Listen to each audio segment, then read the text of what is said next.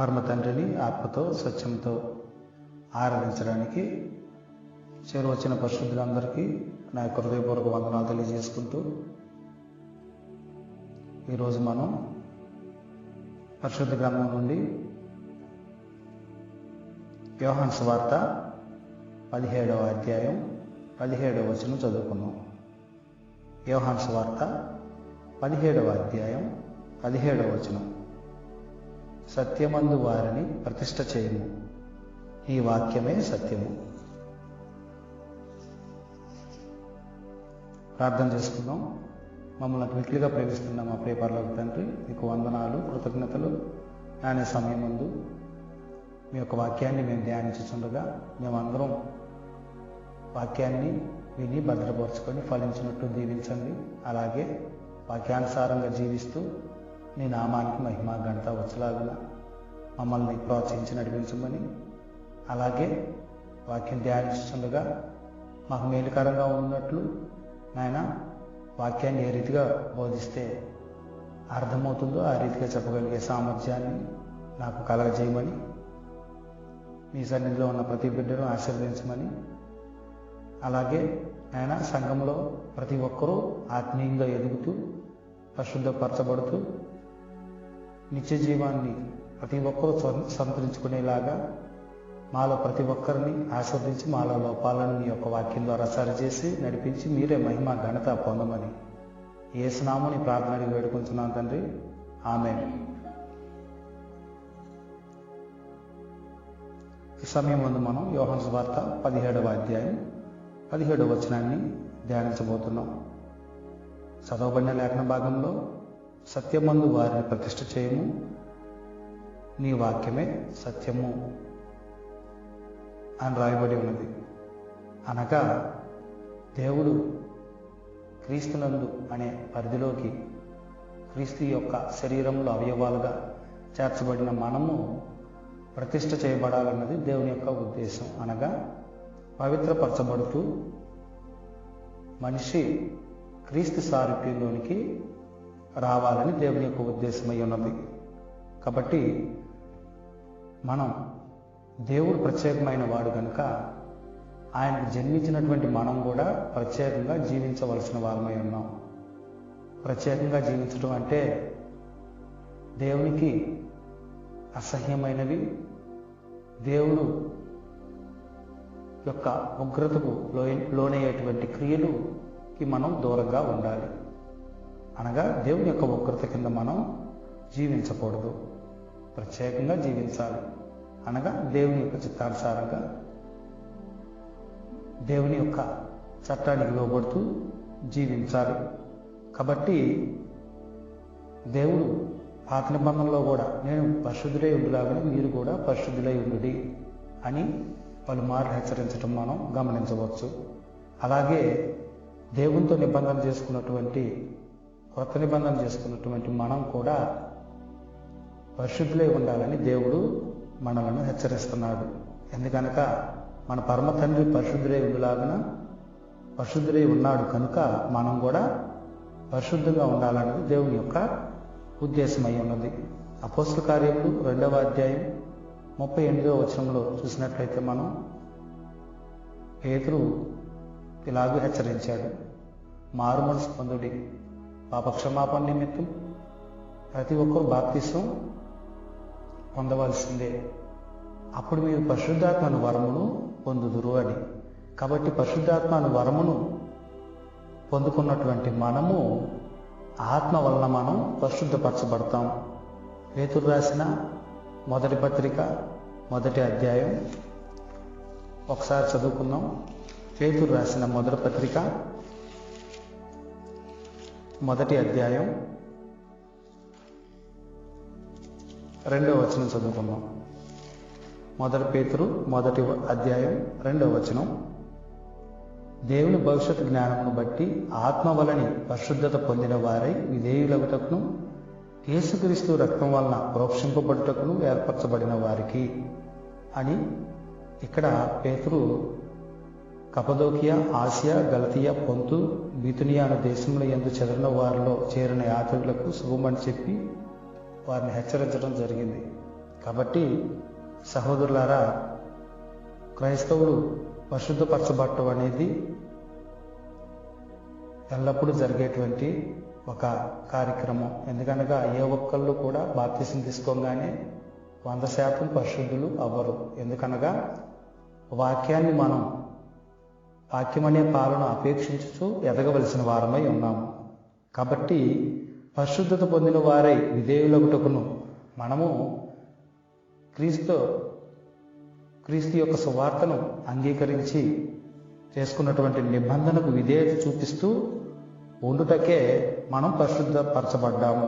అలాగే యేసుక్రీస్తు రక్తం వలన ప్రోక్షించబడుటకును, క్రీస్తు రక్తము మనం చేసిన అపరాధములు పాపములు బట్టి క్రీస్తు రక్తము మరలా మనం మారుమనసు పొందినప్పుడు ప్రోక్షించబడుతుంది.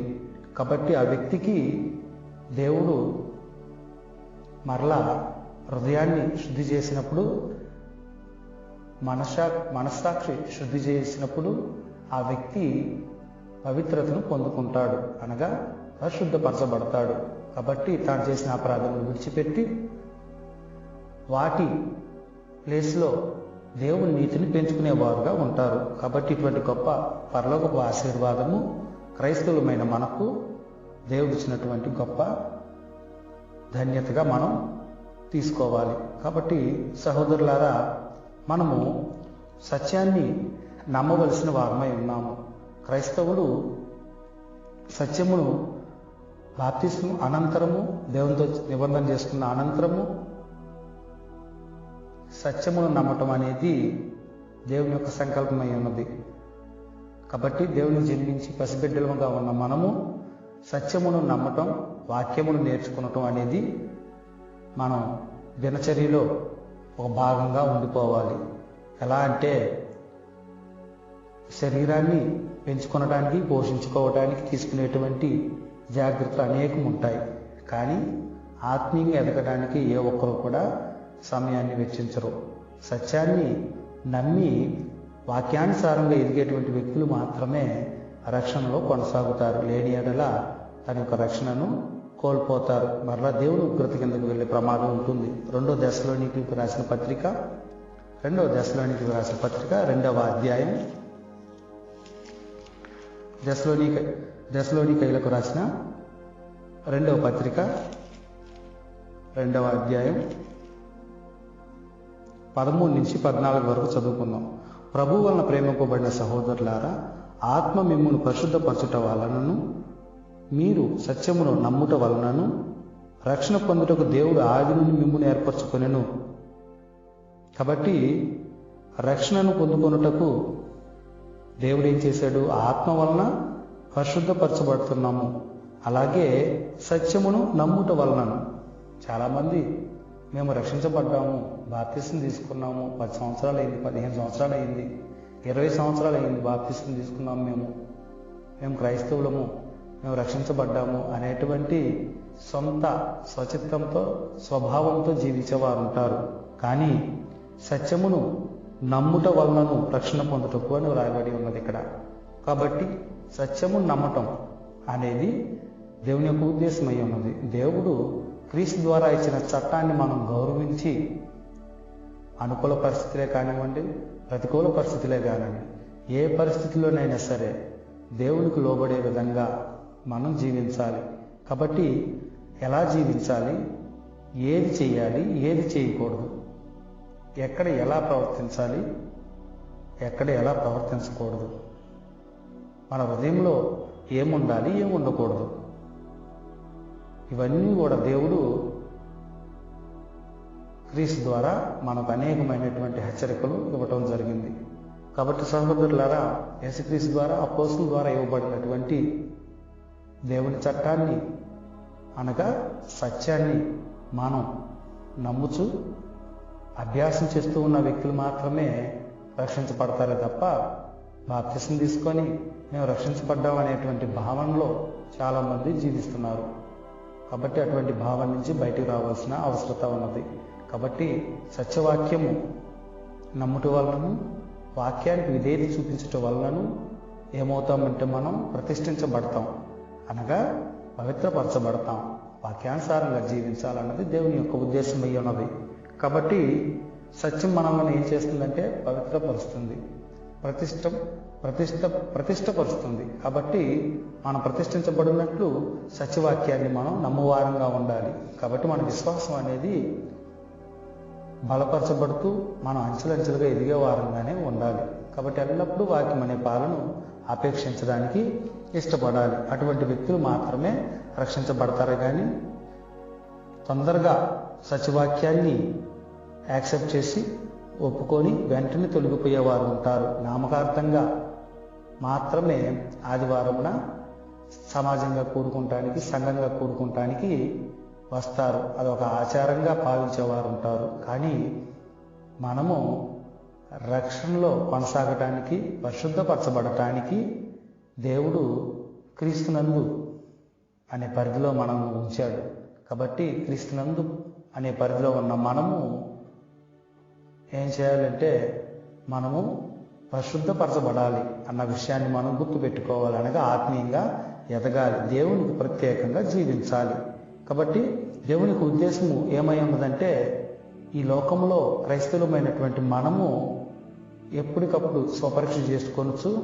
మనము మన యొక్క అపరాధములను, పాపములను బట్టి మారు మనసు పొందుతూ క్రీస్తు రక్తం వలన మన యొక్క మనస్సాక్షిని నిర్జీవ క్రియలను విడిచిపెట్టి జీవంగల దేవుని సేవించే విధంగా మనం మారు మనసు పొంది మన హృదయంలో మంచిని పెంచుకునే వారంగా ఉంటూ సత్యవాక్యాన్ని నమ్ముతూ ఆత్మీయంగా ఎదిగే వారంగా ఉండాలి. అప్పుడు మనం రక్షణలో కొనసాగుతాం, లేకపోతే రక్షణను కోల్పోతాం. కాబట్టి మనము ఆత్మచేత చేయగలిగేటువంటి పని ఏంటంటే శారీరక క్రియలను మనం ఈజీగా చంపివేయగలం. ఎవరైతే పరిశుద్ధాత్మ వరమును పొందుకున్నారో వారు ఆత్మచే ఏం చేయగలరు? శారీరక క్రియలను చంపగలం. కాబట్టి ఆత్మానుసారంగా నడుచుకునే వ్యక్తులుగా మనం ఉండగలం. అనగా ఆత్మానుసారంగా అనగా పరిశుద్ధాత్మను వలన గ్రహించినటువంటి వాక్యాన్ని నమ్మి వాక్యాన్ని హృదయంలో భద్రపరుచుకొని జీవించే ప్రతి వ్యక్తులు కూడా ఆత్మానుసారంగా జీవించే వ్యక్తులై ఉన్నారు. కాబట్టి అలా జీవించే వ్యక్తులు నిర్జీవ క్రియలను, శారీరక క్రియలను చాలా సులువుగా చంపివేయగలరు. కాబట్టి మనం పరిశుద్ధపరచబడుతూ జీవించే వారంగా ఉండాలని, అలాగే శారీరక క్రియలను చంపే వారంగా ఉండాలి. ఈ విషయాల్లో మనం చాలా జాగ్రత్తగా వ్యవహరించాలి. లేని ఎడల మనము మన యొక్క రక్షణను పోగొట్టుకుంటాం. కాబట్టి బాప్తిసంతో నేను రక్షించబడ్డాననేటువంటి భావన నుంచి మనం బయటికి రావాలి. నేను పరిశుద్ధపరచబడుతున్నానా? ఆత్మచే శారీరక క్రియలను నేను చంపుతున్నానా అనేది ఆలోచించాలి. అది మన చేతుల్లోనే ఉన్నది, మనం తీసుకునేటువంటి నిర్ణయాల్లోనే ఉన్నది. మనం పవిత్రపరచబడటమా, అపవిత్రపరచబడటమా అనేది మన చేతుల్లోనే ఉన్నది. కాబట్టి మనం తీసుకునే నిర్ణయాల్లోనే ఉన్నది. కాబట్టి ఎవరైతే ఆత్మచే నడిపించబడుతూ శారీరక క్రియలను చంపివేస్తూ ఉంటారో అటువంటి వ్యక్తులు ఏమవుతారు? పరిశుద్ధత వైపు ప్రయాణిస్తారు. పరిశుద్ధత యొక్క అంతము నిత్య జీవము అని వ్రాయబడి ఉన్నది. రోమిలికి రాసిన పత్రిక 8వ అధ్యాయము, రోమిలికి రాసిన పత్రిక 8వ అధ్యాయం ముందు 13 చూద్దాం. 13 మీరు శరీరానుసారంగా ప్రవర్తించిన ఎడల చావలసిన వారై ఉందురు గాని ఆత్మచేత శారీర క్రియలను చంపిన ఎడల జీవించెదరు. అలాగే 9వ వచనం చూద్దాం. రోమిలికి రాసిన పత్రిక 8వ అధ్యాయం 9వ వచనం. దేవుని ఆత్మ మీలో నివసించి ఉన్న ఎడల మీరు ఆత్మ స్వభావం గలవారే గాని శరీర స్వభావం గలవారు కారు. ఎవడైనా క్రీస్తాత్మ లేని వాడైతే వాడు ఆయన వాడు కాడు.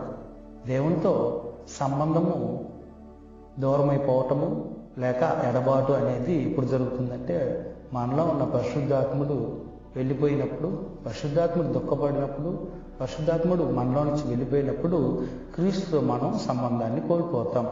సంఘ సభ్యుడిగా ఉంటారేమో కానీ ఆత్మ స్వభావం కానీ మనలో లేనట్లయితే, శారీరక స్వభావం మాత్రమే మనలో కనిపిస్తున్నట్లయితే వారు పరిశీలించుకోవాల్సిన అవసరం ఉన్నది. పరిశుద్ధాత్ముడు వారిలో నుండి వెళ్ళిపోయాడేమోనని పరిశీలించుకోవాలి. ఎందుకనగా దేవుని ఆత్మ మీలో నివసించి ఉన్న ఎడల మీరు ఆత్మ స్వభావం గలవారే కానీ శరీర స్వభావం గలవారు కాదు. కాబట్టి కొందరు సంఘ సభ్యులుగానే ఉంటూ శరీర స్వభావాన్ని మాత్రం పెంచుకుంటారు, ఆత్మ స్వభావాన్ని పెంచుకోరు. కాబట్టి అటువంటి వ్యక్తులు పరిశీలన చేసుకోవాల్సిన వారే ఉన్నారు. కాబట్టి అటువంటి వ్యక్తులు క్రీస్తుకి సంబంధించిన వారుగా ఉండలేరు, సభ్యులుగా మాత్రమే ఉంటారు. కాబట్టి అటువంటి వ్యక్తులు నిత్య జీవాన్ని స్వాతంత్రించుకునే అవకాశం లేదు. ఎందుకనగా క్రీస్తు శిరస్సును హత్తుకొనని ఎడల అటువంటి వ్యక్తిలో దేవుని యొక్క జీవము వృద్ధి చెందే అవకాశం లేనే లేదు. అలాగే 11వ వచనం చూసుకున్నట్లయితే, మృతులలో నుండి యేసుని లేపిన వాని ఆత్మ మీలో నివసించిన ఎడల మృతుల్లో నుండి క్రీస్తు యేసును లేపిన వాడు చావునకు లోనైన మీ శరీరములను కూడా మీలో నివసించుతున్న తన ఆత్మ ద్వారా జీవింపజేయును. కాబట్టి మనలో పరిశుద్ధాత్ముడు దేవుడు పిలుచుకునే సమయానికి పరిశుద్ధాత్ముడు కానీ మనలో నివసించి ఉన్నట్లయితే, మృతుల్లో నుండి క్రీస్తు యేసు లేపిన వాడు చావునకు లోనైన మీ శరీరములను కూడా ఏం చేస్తాడు? జీవింపజేస్తాడు. కాబట్టి యేసుక్రీస్తు వచ్చినప్పుడు ఆయన వారు మృతుల్లో నుండి లేపబడతారు. అక్షయమైనటువంటి శరీరంతో లేపబడి వారు క్రీస్తుతో కూడా కొనుక్కోబడతారు. కాబట్టి సహోదరులారా, చదవబడిన లేఖన భాగాల్లో మనం గమనించినట్లయితే దేవుని ఉద్దేశం ఏమై ఉన్నదంటే, మనము క్రైస్తవులుగా పిలువబడినట్లు ఎల్లప్పుడూ ఏం చేయాలంటే పరిశుద్ధపరచబడుతున్నామా లేదా అన్నది పరిశీలించుకోవాలనగా, ఆత్మీయంగా ఎదుగుతున్నానా, నేను దేవునికి ప్రత్యేకంగా జీవిస్తున్నానా లేదా అన్నది పరిశీలించుకోకపోతే మనము రక్షణను కోల్పోయే ప్రమాదం ఉంటుంది. కాబట్టి వీటన్నిటినీ మనం పాటించలాగిన ముందుగా మన వైఖరి ఎలాగుండాలంటే, మొట్టమొదటిది వాక్యం పట్ల మన వైఖరి ఎలాగుందో పరిశీలించుకోవాలి. చాలామంది వాక్యం వినటానికి అనాసక్తులుగా ఉంటారు. అనేక కారణాలు చెప్తారు. దేవుని యొక్క వాక్యము మధ్యలో వింటారు లేదా చివరిలో వస్తారు. వాక్యము ఉపోద్ఘాతం వినకుండానే మధ్యలో వచ్చి జాయిన్ అవుతారు. అనగా వారు వాక్యం వినటానికి ఆసక్తిగా ఉన్నారనే దాని అర్థం. అంటే కానే కాదు, వారు తమ యొక్క భౌతిక అవసరాల నిమిత్తం ప్రథమ స్థానం ఇచ్చి దేవుని యొక్క వాక్యానికి ఆసక్తి చూపలేకపోతున్నారన్న విషయం మనకు తెలుస్తుంది. కాబట్టి దేవుని యొక్క వాక్యము మన యొక్క లోపాలను తెలియజేస్తుంది, మన యొక్క లోపాలను సరిచేసుకోమని హెచ్చరిస్తుంది. కాబట్టి దేవుని యొక్క వాక్యము పరిశుద్ధాత్మ చేత ప్రేరేపించబడి వ్రాయబడి ఉన్నదని నమ్మిన ప్రతి వ్యక్తులు వాక్యానికి ప్రథమ స్థానం ఇస్తారు. కాబట్టి వినటానికి ఇష్టపడాలి. కాబట్టి మనము రక్షణలో కొనసాగు బాగున ముందుగా మనం చేయవలసిన పని ఏంటి? రోమిలికి రాసిన పత్రిక 10వ అధ్యాయము 17వ వచనం చూసినట్లయితే, వినుట వలన విశ్వాసం కలుగును. అవును, విశ్వాసం కలగాలంటే ముందు వినాలి. విన్నది హృదయంలోనికి వెళ్ళి నాటబడి ఫలించాలి. కాబట్టి ఫలించినటువంటి వ్యక్తులు దేవుని యొక్క నీతిని అభ్యాసం చేసిన వారుగా ఉంటారు. 17వ వచనం మనం చూసినట్లయితే, కాగా వినుట వలన విశ్వాసం కలుగును, వినుట క్రీస్తును గూర్చిన మాట వలన కలుగును. కాబట్టి వినటం అనేది క్రీస్తు గూర్చిన మాట వలన కలుగును. కాబట్టి దేవుని యొక్క వాక్యం వినాలని సిద్ధపాటు అనేది ముందుగానే కలిగి ఉండాలి, ప్రార్థన చేసుకోవాలి. ఎందుకనగా వినటం వినకపోవటం అనేది నువ్వు ఇష్టపడితే దేవుడు దాన్ని నడిపిస్తాడు. లేని ఎడల ఆ వ్యక్తులు దేవుని వాక్యము వినాలా వినకూడదా అనేది దేవుడే నిర్ణయిస్తాడు. ఎందుకనగా దేవుని వాక్యం వినటం అనేది ఒక గొప్ప ధన్యత. దేవుని యొక్క వాక్యము వినకుండా చాలామంది చనిపోతున్నారు. కానీ మనం దేవుని యొక్క వాక్యము విని మన లోపాలు సరి చేసుకున్నట్లు దేవుడు మనల్ని సజీవుల లెక్కలో ఉంచినందుకు దేవునికి కృతజ్ఞతలు. కాబట్టి విశ్వాసం కలిగినట్లు మనం వినడానికి ఇష్టపడాలి. ఇష్టపడితే దేవుడు అనుమతిస్తాడు. దేవుని యొక్క వాక్యం వినటానికి దేవుడు అనుమతిస్తాడు. దేవుని యొక్క అనుమతి లేకుండా ఏ వ్యక్తి కూడా దేవుని యొక్క వాక్యము వినలేడు. కాబట్టి రెండవదిగా దేవుని యొక్క వాక్యము వినువారుగా ఉండాలి, అలాగే చదవాలి. విద్యావంతులు ఉంటారు, వారు ఏం చేయాలి? చదవాలి. అదే చదువు లేని వాళ్ళు ఏం చేయాలి? చదివి వినిపించుకోవాలి, అదే వారి చేత చదివించుకోవాలి. కాబట్టి రెండవదిగా చదవాలి. ప్రకటన గ్రంథం 1వ అధ్యాయము 3వ వచనం చూసినట్లయితే, ప్రకటన 1వ అధ్యాయం 3వ వచనం చూద్దాం. సమయము సమీపించినది గనుక ఈ ప్రవచన వాక్యములు చదువువాడును వాటిని విని ఇందులో వ్రాయబడిన సంగతులను గైకొనువారును ధన్యులు. ప్రవచన వాక్యములను చదువువాడును వాటిని విని ఇందులో వ్రాయబడిన సంగతులను గైకొనువారు ధన్యులు. చదివేవారు ధన్యులే, విన్నవారు ధన్యులే. దేవుని యొక్క ఉద్దేశం ఏమై ఉన్నది? అవి హృదయంలోనికి వెళ్ళాలి. వినుట వలన హృదయంలోనికి వెళ్తుంది. అలాగే చదివింది కూడా మనం గ్రహిస్తాం, అవి హృదయంలోకి వెళ్తాయి. మొత్తానికి హృదయంలోనికి వెళ్ళాలి. వాటిని మనం విన్న వాటిని భద్రపరచుకొని కైకొనాలి. కాబట్టి అటువంటి వ్యక్తులు ధన్యులు. దేవుని వాక్యం వినివారు, చదువువారు ధన్యులు. అనగా వారు అన్ని సందర్భాల్లో కూడా సంతోషంగా ఉంటారు. కాబట్టి వినటం, చదవటం అనేది దేవుని యొక్క సంకల్పం అయి ఉన్నది. మరి మనం ఆ విషయాల్లో ఆసక్తిగా ఉంటున్నామా? దేవుని వాక్యం వినే విషయంలో నేను ప్రథమ స్థానం ఇస్తున్నానా? నేను విన్నది నా పిల్లలకు చెప్తున్నానా? పనుకున్నప్పుడు, కూర్చున్నప్పుడు, లేచినప్పుడు, త్రోవ నడిచినప్పుడు మన బిడ్డలకు చెప్తున్నామా అంటే ముందు మనం విని గ్రహిస్తేనే ఆ పని చేయగలం. కాబట్టి మన వినుటలో అనాసక్తిగా ఉండటం వలన మనకు మేలు కాదు, మనం రక్షణ కోల్పోతాం. అలాగే మన బిడ్డలు కూడా అవి చెప్పలేము. కాబట్టి తల్లిదండ్రులు అపవిత్రులుగా జీవిస్తున్నప్పుడు, పరిశుద్ధపరచబడనప్పుడు బిడ్డలు కూడా అదే మార్గాన్ని అనుసరిస్తారు. కాబట్టి సహోదరులారా, వినే విషయంలో ఆసక్తిగా ఉండాలి. అలాగే చదివే వాటిల్లో కూడా మనం ఎంతో ఆసక్తిని కనబరిస్తే మనము ధన్యులము అంటున్నాడు. కాబట్టి తర్వాత చదువుతున్నది, వినుతున్నది మనము దేవుని యొక్క వాక్య సారాంశం ఏంటో అది మనం అర్థం చేసుకోవాలి. సారాంశాన్ని మనం గ్రహించాలి. అనగా సత్యవాక్యాన్ని సరిగ్గా విభజించి చదవాలి. అటువంటి వ్యక్తులు చెప్పేటువంటి వాక్యాన్ని మనం వినాలి. 2 తిమోతి 2వ అధ్యాయము 15వ వచనం చూద్దాం. తిమోతికి రాసిన 2వ పత్రిక 2వ అధ్యాయం, తిమోతికి రాసిన 2వ పత్రిక 2వ అధ్యాయం 15వ వచనం చూసినట్లయితే, దేవుని ఎదుట యోగ్యునిగాను సిగ్గుపడనక్కర్లేని పనివానిగాను సత్యవాక్యమును సరిగా ఉపదేశించువానిగాను నిన్ను నీవే దేవునికి కనపరుచుకొనుటకు జాగ్రత్త పడము. ఇక్కడ తిమోతికి అపోస్తులుడైన పౌలు హెచ్చరిస్తున్నాడు. దేవుని ఎదుటి యోగ్యునిగాను సిగ్గుపడనక్కరలేని పనివానిగాను సత్యవాక్యము సరిగా ఉపదేశించువానిగాను. సత్యవాక్యాన్ని సరిగా ఉపదేశించాలి.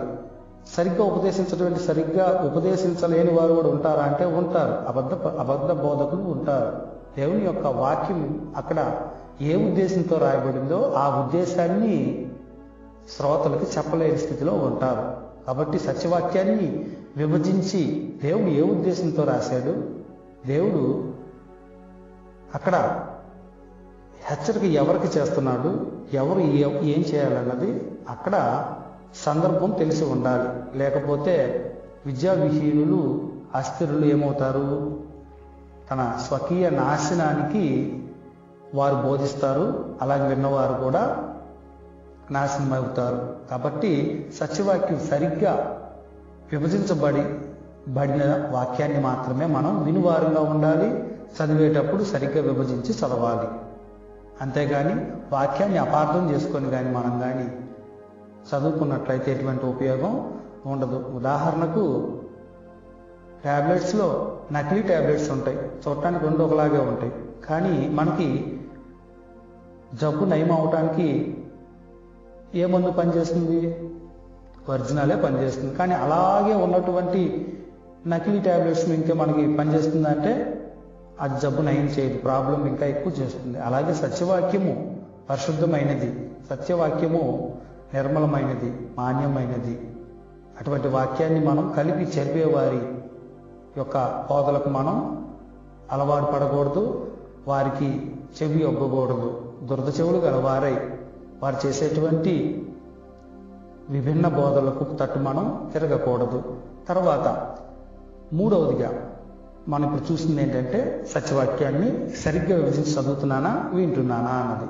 తర్వాత విన్న వాక్యాన్ని జ్ఞాపకం చేసుకోవాలి, ఎప్పటికప్పుడు భద్రపరుచుకుంటూ అంటారు దాన్ని.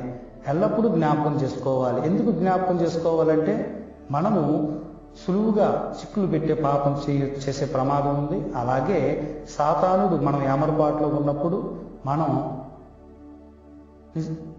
శ్రద్ధగా లేనప్పుడు, నిర్లక్ష్యంగా ఉన్నప్పుడు మనలను ప్రేరేపిస్తాడు. కాబట్టి దేవుని యొక్క వాక్యం ఎల్లప్పుడూ జ్ఞాపకం చేసుకుంటూ ధ్యానిస్తూ ఉన్నప్పుడు ఏ పాపము మనల్ని ఏలదు. పాపం మనల్ని ఏలకుండా ఉండున్నట్లు దేవుని యొక్క వాక్యము మన హృదయంలో ఎల్లప్పుడూ నివసించాలి. కాబట్టి ఎల్లప్పుడూ ధ్యానించాలి, జ్ఞాపకం చేసుకోవాలి. కీర్తనకారుడు 119వ కీర్తన 11వ వచనం చూసినట్లయితే మనం 119వ కీర్తన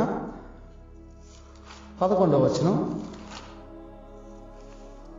119వ కీర్తన 11వ వచనం చూసినట్లయితే, నీ ఎదుట నేను పాపం చేయకుండానట్లు నా హృదయంలో నీ వాక్యము ఉంచుకొని ఉన్నాను.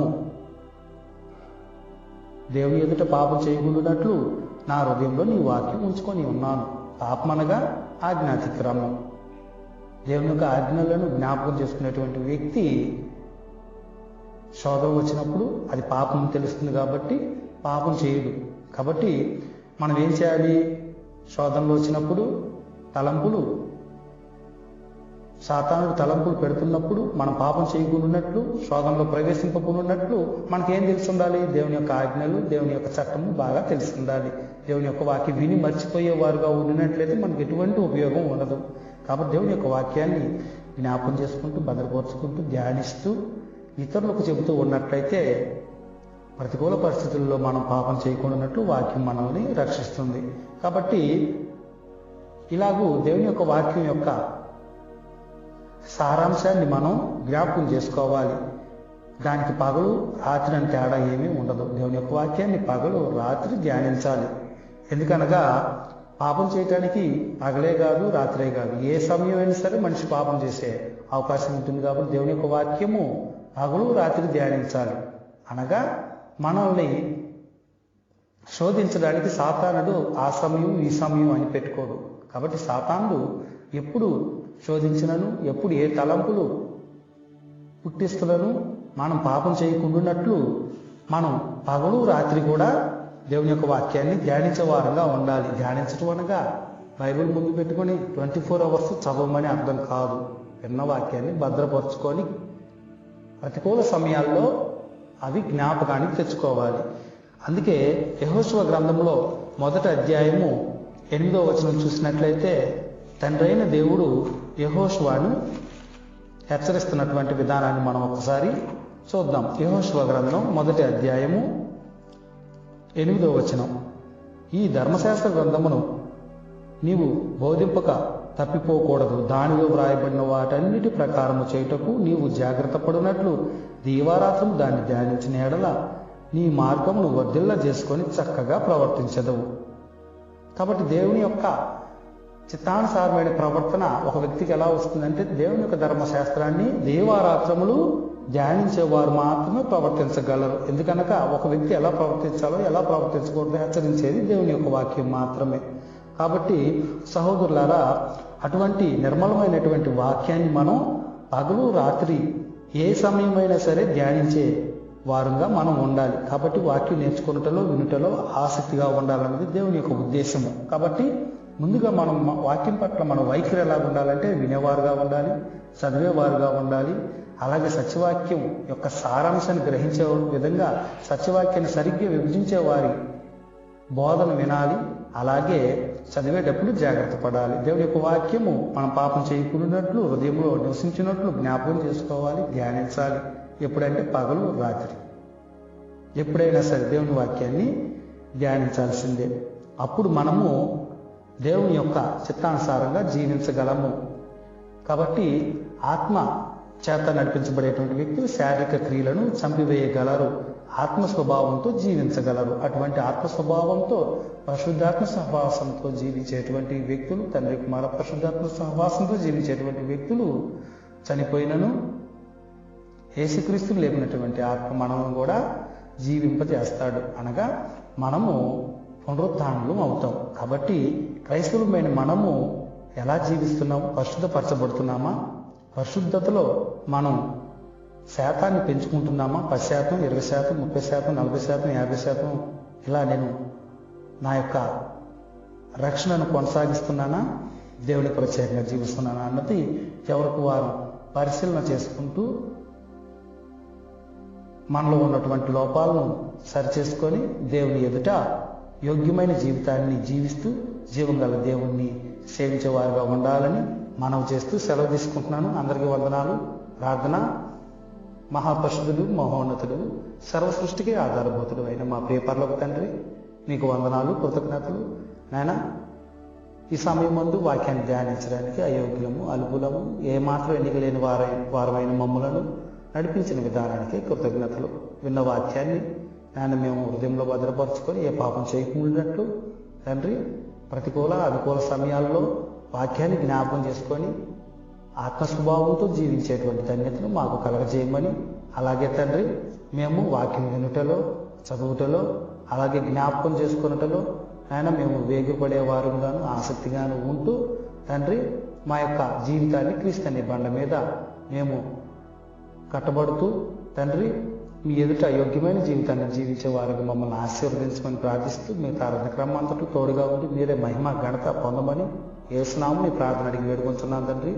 ఆమేన్. అందరికీ వందనాలు.